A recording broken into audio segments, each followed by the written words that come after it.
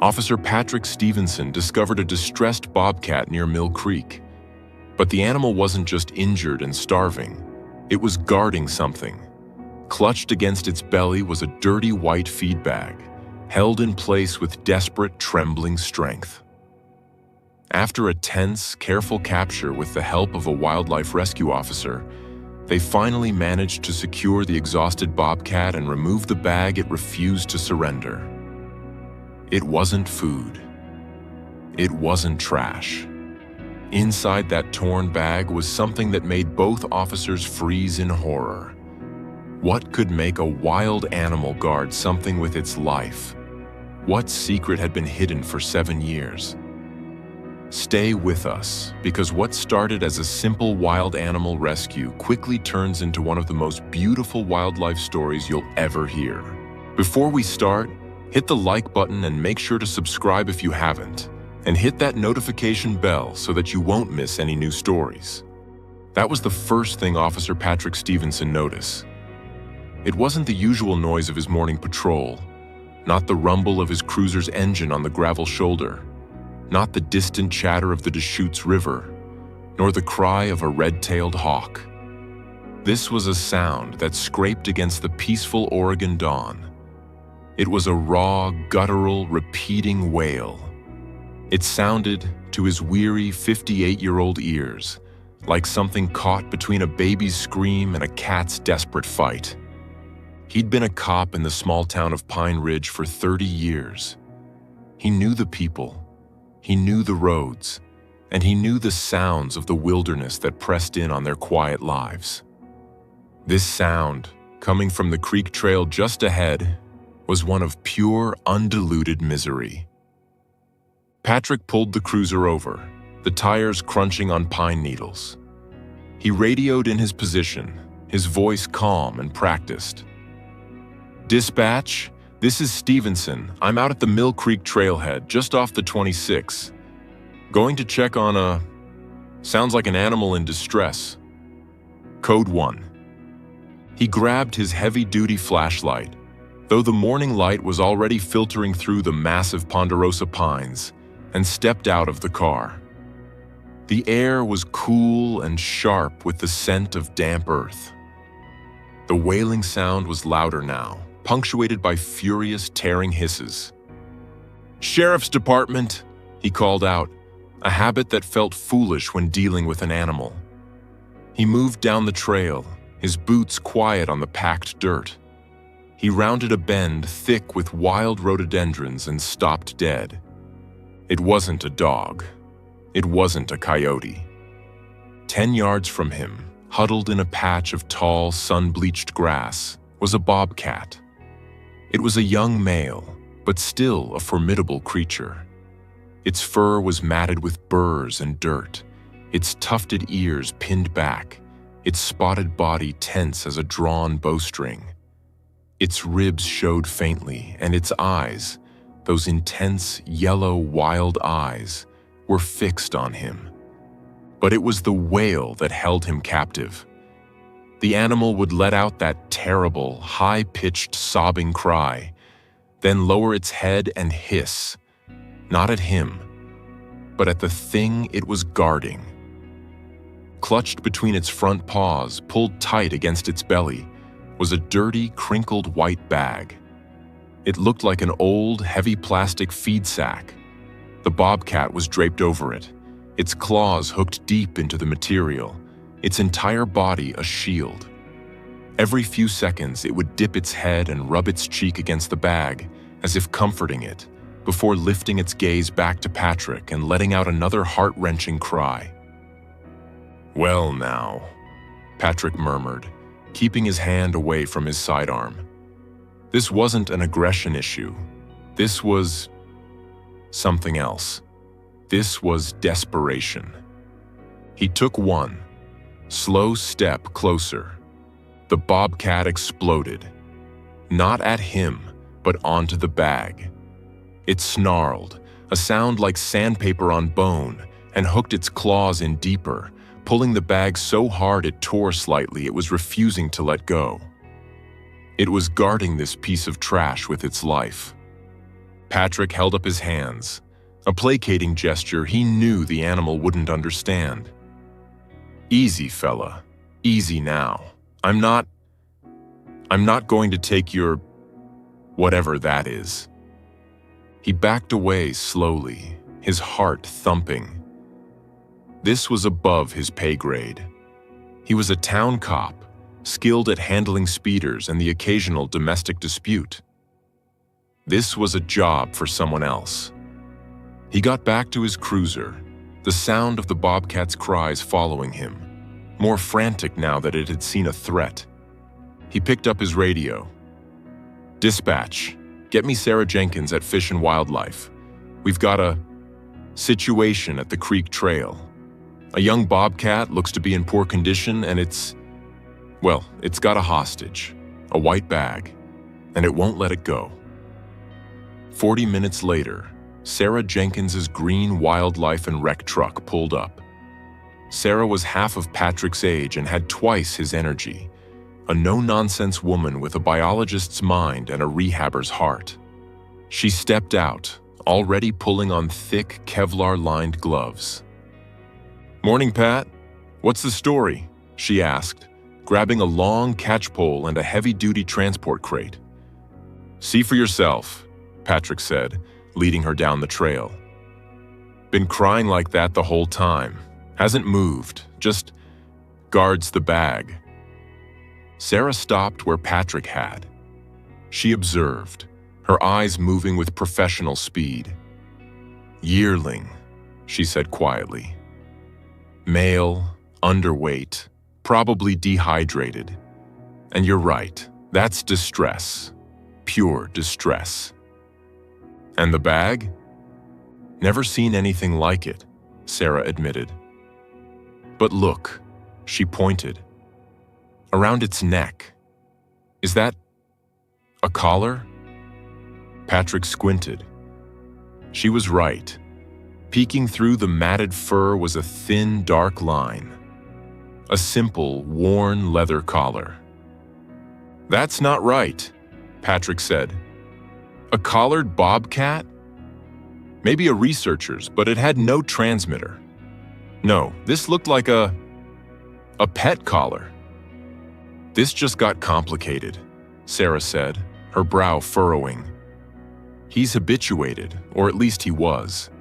That explains why he's so close to the trail, but not why he's starving or why he's guarding that."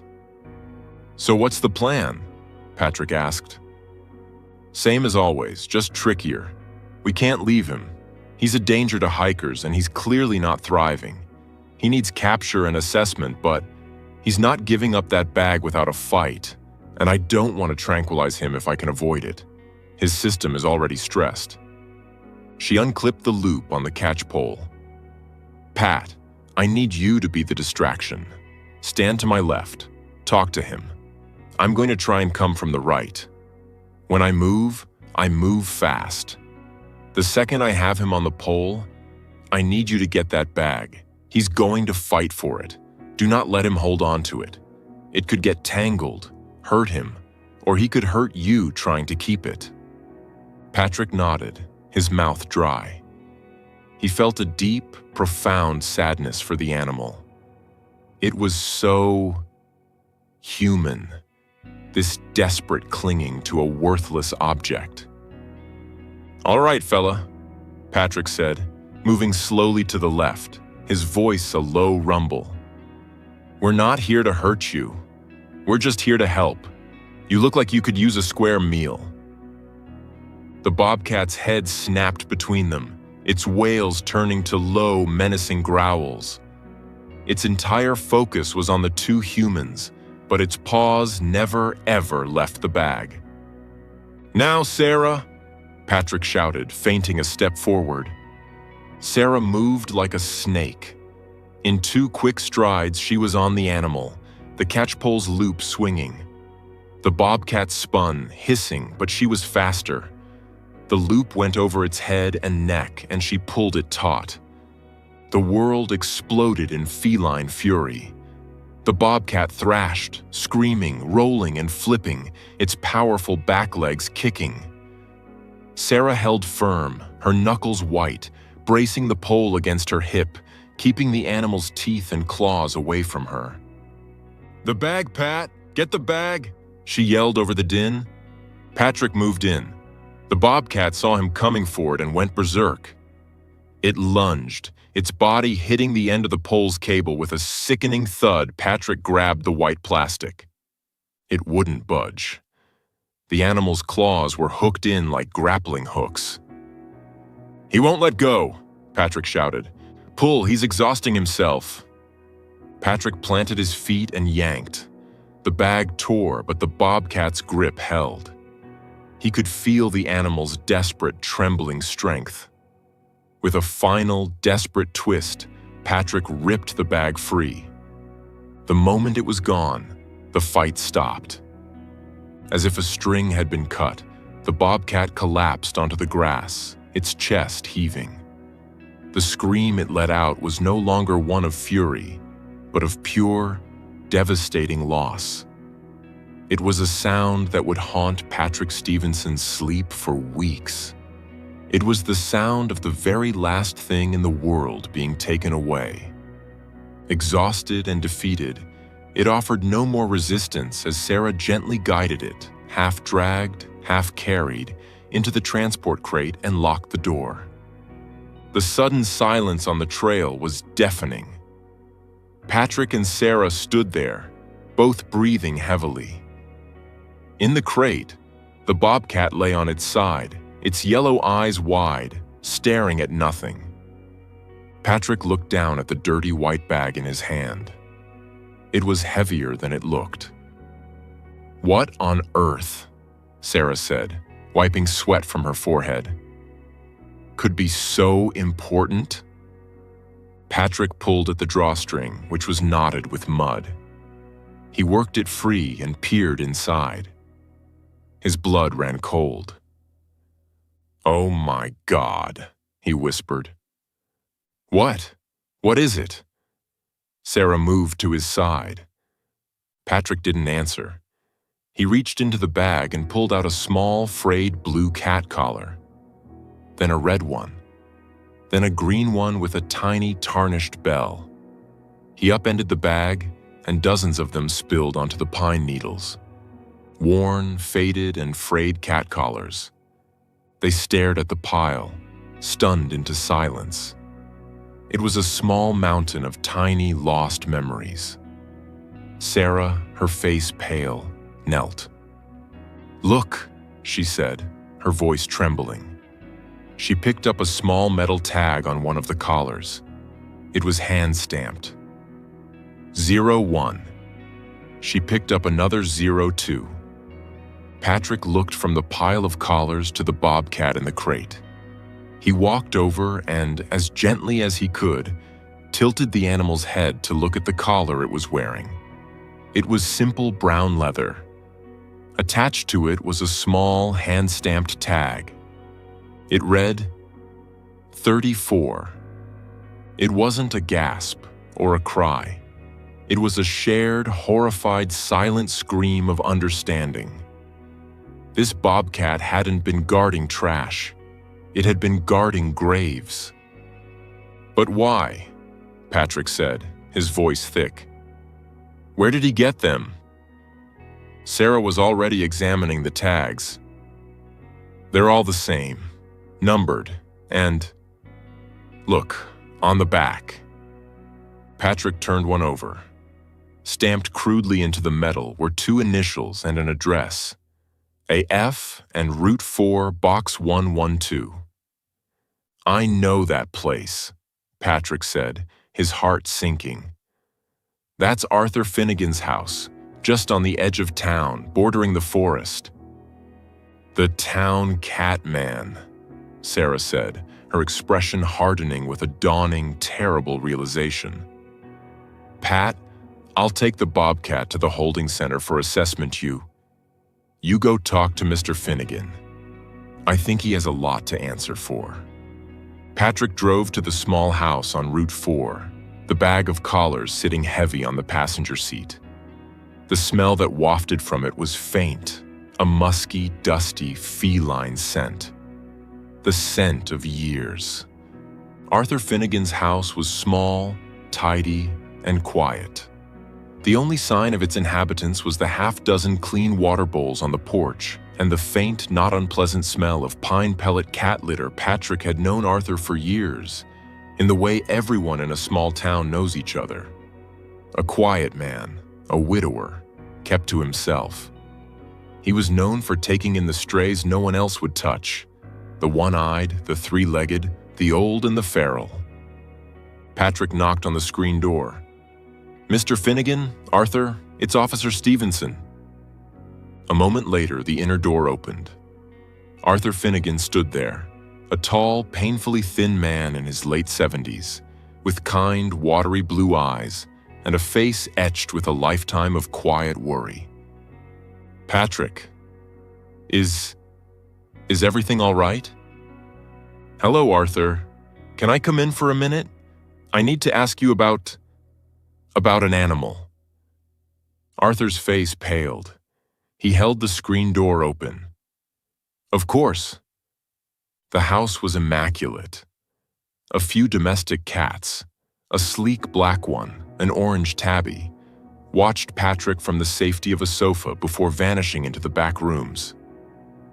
"Please sit," Arthur said, gesturing to a worn armchair. Patrick remained standing. He couldn't bring himself to get comfortable. He held up the white feed bag. "Arthur, we found this down by the creek trail this morning." Arthur's eyes fixed on the bag, and his entire body went rigid. A hand flew to his mouth, and a small, choked sound escaped him. Oh no," he whispered. You found him? Is he all right? He's been gone. 2 days. I thought he'd just gone for good this time." "He's safe, Arthur," Patrick said gently. "But he's a bobcat, and he was guarding this bag with his life." Patrick emptied the collars onto the coffee table. The little bells tinkled. Arthur Finnegan sank into his chair, his face in his hands. He began to cry, not loudly, but with the deep, racking sobs of a man who had held in a secret for too long. "I never meant to," he whispered, his voice muffled. "I swear, Patrick, I never meant for it to happen." Patrick sat down opposite him. "Tell me, Arthur. Tell me what happened." Arthur took a long, shuddering breath and wiped his eyes on his flannel sleeve. It must be 7 years ago now. Just after my Mary passed, the house was so empty. I started, taking in the strays, the ones from the feed store, the ones dumped at the landfill. It gave me a purpose.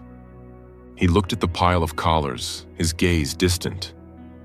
One night there was a terrible storm, a spring thunderstorm. I heard mewing. Out by the woodpile, it was a litter. 4 of them. Their mother she'd been hit on the road. He paused, gathering himself. I brought them in. They were so small, their eyes barely open. I bottle-fed them. 3 were just, tabbies. But the 4th, he was different. He was spotted. And he had these funny little tufts on his ears. And his paws, my goodness, his paws were so big. I'm an old man, Patrick. I'm not a fool, but I think I wanted to be fooled. I told myself he was a Maine Coon mix. Something exotic someone had dumped. He was just a kitten, a tiny, helpless thing. What was I supposed to do? Leave him? "So you raised him," Patrick said, his voice soft. "I raised him," Arthur nodded. "I called him Boots. He grew up right alongside the others. He thought he was a cat, Patrick. He truly did. He'd sleep in a pile with the others. He'd try to purr, this deep rumbling sound. He'd rub against my legs for breakfast. He was my boy.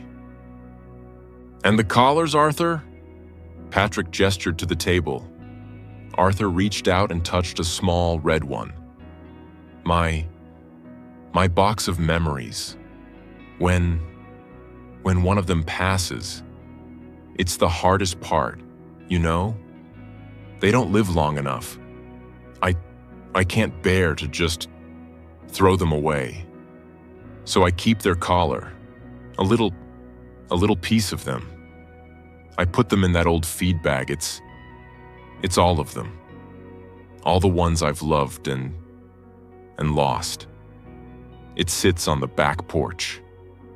He looked up, his blue eyes swimming with tears. Boots. He was always different. He knew. He'd sit with me when one of them was sick. He'd just watch. And when they were gone, he'd grieve, he'd pace, he'd cry. He understood. A piece clicked in Patrick's mind. Arthur, did you lose one recently? Arthur's face crumpled again. Last week, my Patches, an old calico. She was one of the first. She'd been with me 15 years. She and Boots. They were inseparable. She was the one who mothered him when he was a kitten. They slept together every single night. She passed in her sleep, right next to him. Now it all made sense, the terrible, wrenching truth of it. I buried her out by the old oak, Arthur continued, his voice barely audible. And Boots, he wasn't right. He wouldn't eat. He just paced the house, wailing that same sound you must have heard. He'd go to the back porch and just sit, staring at the bag. He knew. He knew she was in there. That they all were. 2 days ago, Arthur whispered. I woke up and he was gone, and the bag was gone with him. He didn't just run away, Patrick.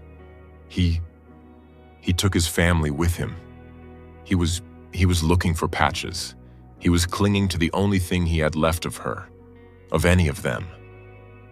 Patrick Stevenson, a 30-year veteran of the force, a man who had seen the worst of people, felt a tear trace a line down his own weathered cheek.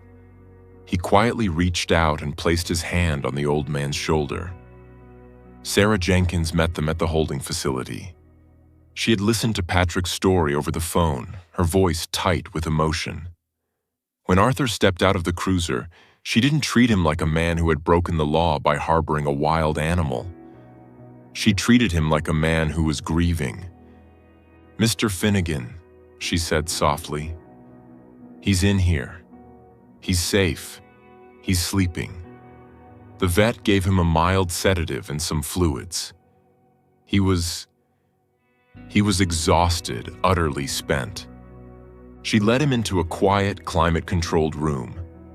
There, in a large recovery enclosure, was the Bobcat. He was asleep on a soft blanket, his breathing deep and even. He looked smaller, more vulnerable, without his wild fury. He's beautiful, isn't he? Arthur said, his hand on the mesh. He was always so beautiful. Arthur, Sarah said, her voice gentle but firm. We have to talk about what happens now. You know he can't come back to your home. Arthur didn't look away from the sleeping animal. I've known this day was coming for 7 years, dear. Every time he looked at a deer in the yard, every time he'd make that chuffing sound, I knew he wasn't a cat. I was just a lonely old man being selfish. I didn't want him to be alone. And I didn't want to be alone. You gave him 7 years of love he never would have had, Sarah said. He would have died in that storm. You saved him, Arthur. But now, we have to save him again. He can't be put down? Arthur's voice cracked. Absolutely not, Sarah said, her voice fierce. No, he's not aggressive. He's confused. He's imprinted. He can't be released into the wild. He wouldn't survive. But I know a place, a wonderful place. A licensed wildlife sanctuary up in the high desert. It's not a zoo. It's a home. For animals like him, ones that are caught between two worlds. He'll have room. He'll have acres to roam in a natural enclosure. He'll see others of his kind. He can finally learn how to be a bobcat. Arthur finally turned, his eyes searching hers. Will he be happy? He'll be cared for, Sarah said. He'll be safe, and he'll be understood. I think that's the best we can do for him.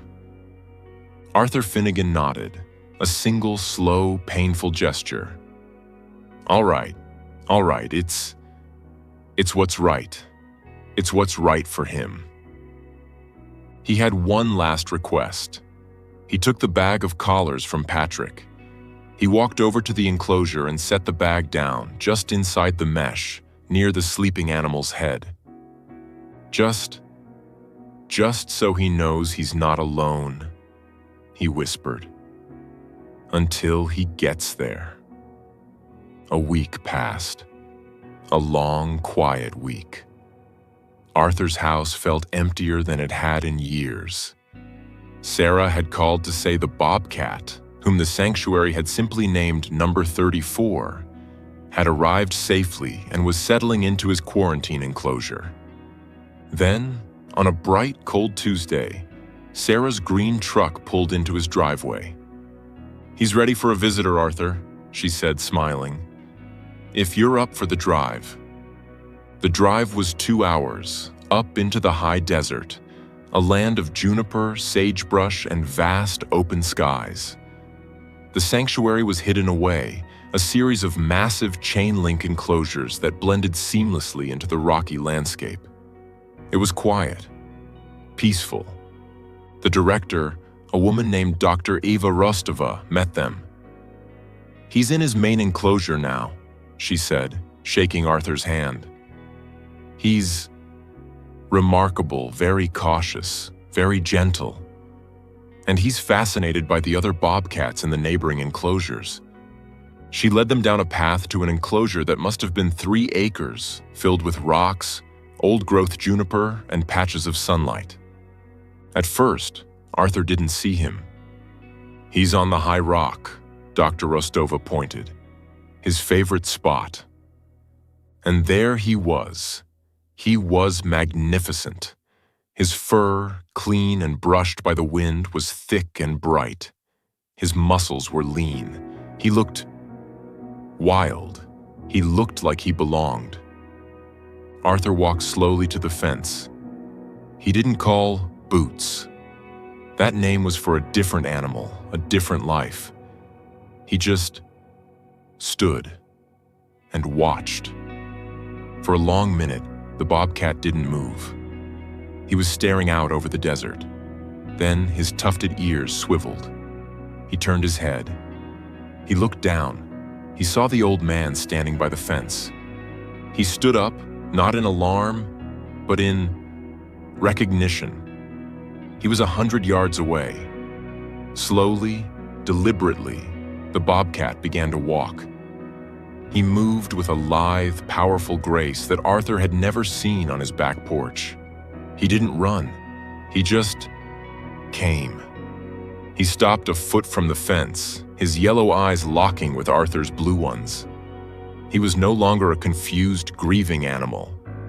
He was a bobcat, confident. calm.